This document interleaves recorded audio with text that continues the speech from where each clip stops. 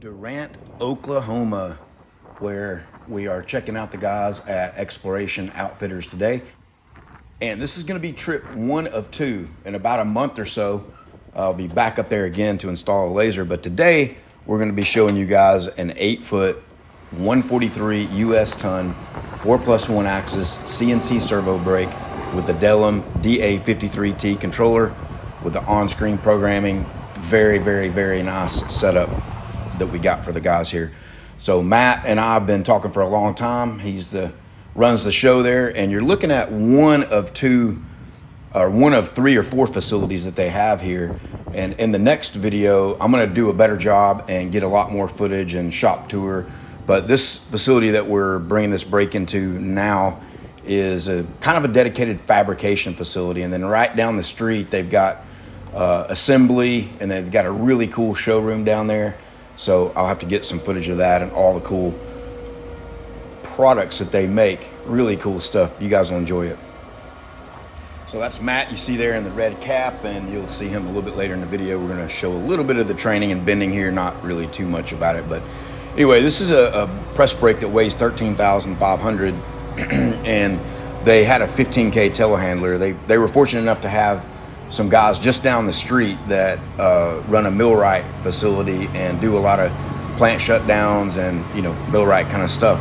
And they had this telehandler, and it's always fun to watch professionals that are used to rigging and moving heavy machines around. I mean, this was went in here about as smooth as one can go, and you can see their rigging set up now. We got it sort of in place, and then gonna lift it from the top to get the cribbing out from under it, or the dunnage, depending on what you want to call it.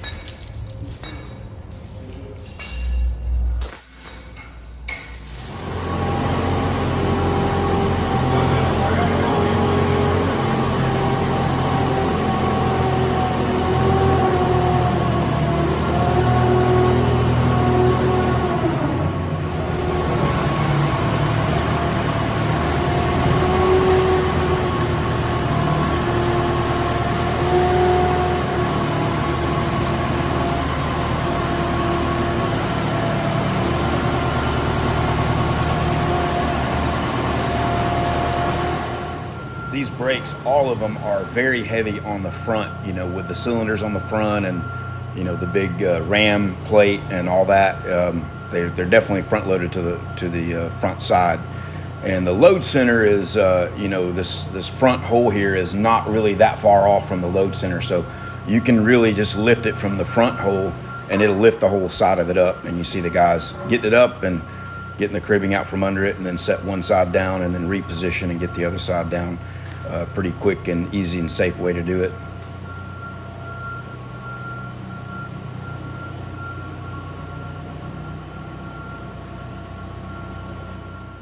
You watch the guys get this other side lifted up. After this, they're going to switch over and relift the other side and then swing it back around square to the wall. Just running out of room with that large size telehandler in there. But as I mentioned, we'll be back pretty soon here. I'd say a month or 6 weeks, and with a 3 kilowatt laser and also a 15 kilowatt, 20 bar, 290 PSI air compressor that's going to be dedicated for the laser. So we'll have at least one or two videos on that install, and hopefully show by that time some products being cut on the laser and bent on the brake. And they already got some products that they are making or plan to make, and then a big opportunity for the future for things that they plan to bring in house and make for themselves. And so looking forward to seeing that. See, just swinging it into place there and getting it in its final location.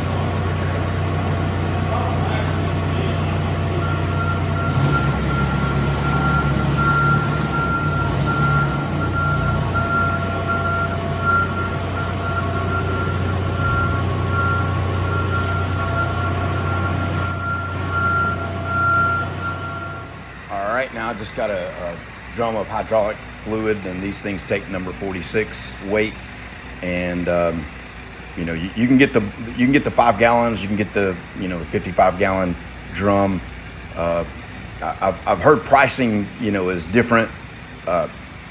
Sometimes the 5 gallon buckets are cheaper. Sometimes the drum is cheaper.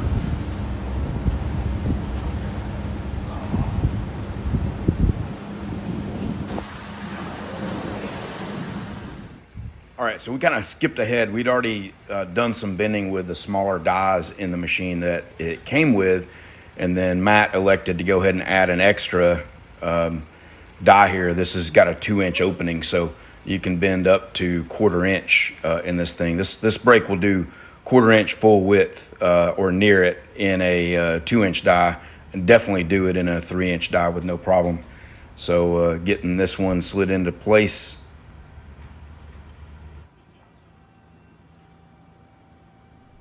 And then here's a look at some of the thin materials that we bent and used, these samples to dial in the left and right and getting those equal.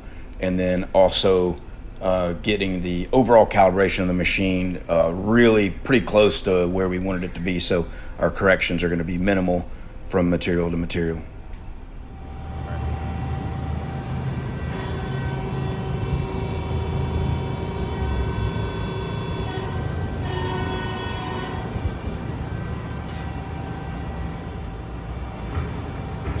Go the other way, fold it down.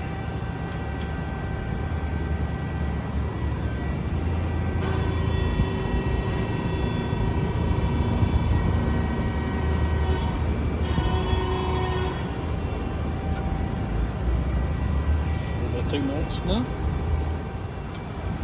For visual effect. Mm-hmm. Dug it.